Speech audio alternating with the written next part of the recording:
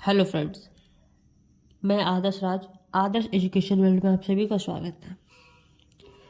Previous class में आप सभी ने इकोनॉमिक्स के बारे में पढ़ा था और इकोनॉमिक्स के कितने काइंड्स हैं उनके बारे में पढ़ा था, जिसमें हमने माइक्रो और मैक्रो इकोनॉमिक्स के बारे में पढ़ा था कि आखिर माइक्रो इकोनॉमिक्स और मैक्रो इकोनॉमिक्स क्या है। अब हम लोग इसे डिटेल में पढ़ने वाले हैं कि माइक्रो इकोनॉमिक्स और मैक्रो इकोनॉमिक्स का बेसिकली मीनिंग क्या होता है। मगर ये पढ़ने के पहले आप सभी मेरे चैनल को लाइक और सब्सक्राइब कर दें, ताकि मैं इसी तरह के एजुकेशनल वीडियो आप सभी को हमेशा प्रोवाइड करवाता रहूं और आप सभी को मेरे वीडियो की नोटिफिकेशन मिलने में किसी प्रकार का प्रॉब्लम ना हो। तो चलिए, पहले आप सभी मेरे चैनल को लाइक करें, सब्सक्राइब करें, बेल आइकन को टच कर लें। चलिए, तो पहले हम सभी पढ़ते हैं माइक्रो इकोनॉमिक्स के बारे में, जिसे हिंदी में विश्वीय अर्थशास्त्र कहा जाता है।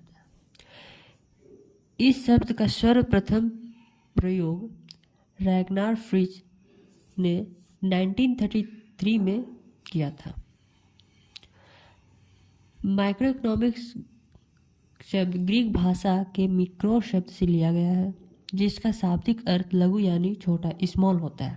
अतः विश्वीय अर्थशास्त्र में अर्थव्यवस्था को लघु इकाइयों, छोटे इकाइयों जैसे व्यक्तिगत उपभोक्ताओं, व्यक्तिगत फर्मों तथा व्यक्तिगत इकाइयों के छोटे छोटे समूहों जैसे उद्योग व बाजारों का अध्ययन किया जाता है। उसे माइक्रो इकोनॉमिक्स कहा जाता है।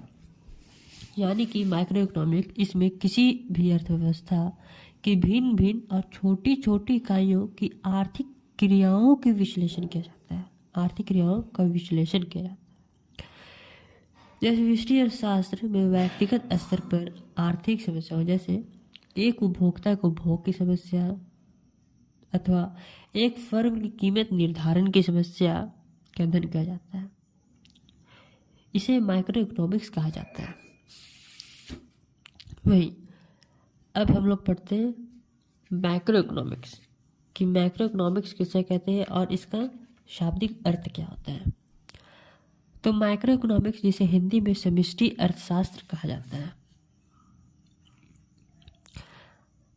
माइक्रो इकोनॉमिक्स का उद्भव 1929 की वैश्विक महामंदी से माना जाता है और इसका श्रेय प्रोफेसर जॉन मिनार्ड कीन्स को ही दिया जाता है, जिन्होंने अपनी पुस्तक 1936 में general theory of employment, interest and money प्रकाशित की थी। तो चलिए जानते हैं कि मैक्रो इकोनॉमिक्स शब्द कहाँ से आया। तो मैक्रो इकोनॉमिक्स शब्द ग्रीक भाषा के मैक्रो शब्द से लिया गया है, जिसका शाब्दिक अर्थ होता है विशाल, यानी कि लार्ज। इसलिए समष्टि अर्थशास्त्र में विशाल आर्थिक क्रियाओं यानी कि बड़ी मात्रा में आर्थिक क्रियाओं का अध्ययन किया जाता है, जैसे कुल रोजगार, कुल राष्ट्रीय आय, कुल उत्पादन सेक्टर। इसका शाब्दिक परिभाषा है, इसमें संपूर्ण आर्थिक प्रणाली का अध्ययन किया जाता है, यानी कि पूरे आर्थिक प्रणाली का इसमें अध्ययन किया जाता है, किसी इंडिविजुअल पर्सन का नहीं। समष्टि अर्थशास्त्र में सामूहिक स्तर पर आर्थिक समस्याओं जैसे सारी अर्थव्यवस्था के कुल उपभोग, समान कीमत स्तर, रोजगार, राष्ट्रीय आय इत्यादि का अध्ययन किया जाता है, जिसे हम लोग समष्टि अर्थशास्त्र कहते हैं। यह माइक्रो इकोनॉमिक्स में विश्वीय अर्थशास्त्र में इंडिविजुअल स्तर पर, लेवल पर अध्ययन किया जाता है। वहीं मैक्रो इकोनॉमिक्स समष्टि अर्थशास्त्र में सामूहिक स्तर पर आर्थिक प्रणाली का अध्ययन किया जाता है, अर्थव्यवस्था का अध्ययन किया जाता है। इकोनॉमिक्स, जिसे हिंदी में अर्थशास्त्र कहा जाता है, अर्थव्यवस्था में उपस्थित सीमित संसाधन जो हमारी आवश्यकताओं की पूर्ति करते हैं, उन्हें अर्थशास्त्र इकोनॉमिक्स कहते हैं।